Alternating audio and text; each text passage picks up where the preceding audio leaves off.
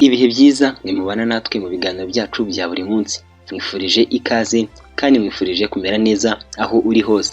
Inama ya Minisitiri yayobowe na Perezida wa Repubulika y'u Rwanda Nyakubahwa Paul Kagame yateranye ku itariki ya 16 Nyakanga umwaka wa 2025. Yashyize abayobozi mu nzego zitandukanye z'igihugu zirimo na Minisiteri ya Siporo.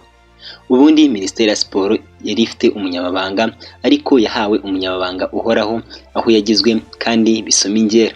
Yasimbuye Uwayezu Jean François Regis wari kuri uyu mwanya kuva mu Kuboza ku mwaka wa 2024.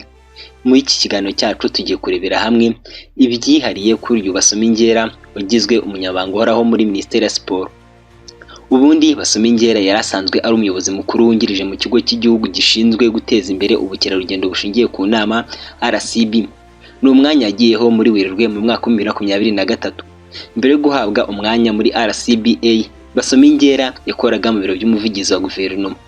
Yagiye akora mu zindi nshingano zitandukanye zirimo kuyobora ishami rishinzwe itumanaho muri Minisiteri y'Ububanyi n'Amahanga n'Ubutwererane, ndetse nabaye umuyobozi mukuru ushinzwe umubano wa Afurika yo hagati muri iyo Minisiteri y'Ububanyi n'Amahanga n'Ubutwererane. Kuva mu mwaka wa 2019 kugera mu mwaka wa 2021, Basomingera ni umwe mu bagize uruhare mu gutegura inama y'ibihugu na za guverinoma z'umuryango wa Commonwealth CHOGM yabaye mu mwaka wa 2021. Kuva mu mwaka wa 2009 kugera mu mwaka wa 2010 yakoze imirimo muri Komisiyo y'Igihugu ishinzwe kurwanya SIDA. Uretse ibijyanye na politiki kandi, Basomingera ni umwe mu bashinze inzu y'imideli ya Haute Basso. Afite impamyabumenyi y'amategeko yakuye muri Université de Bruxelles mu gihugu cy'Ububiligi, aho yahize kuva mu mwaka wa 1999 kugera mu mwaka wa 2003.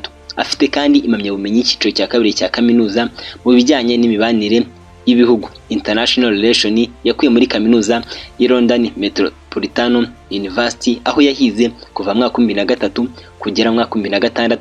Nibyo yamenya kuri Basomingera wagizwe umunyamabanga uhoraho muri Minisiteri ya Siporo mu Rwanda. Reka ngushimire wabanye nanjye kuva ku munota mbere kugera kwa nyuma. Reka mubwire ngo icyo ugomba kumenya kandi ukazirikana nuko tukwifuriza kugira ibihe byiza.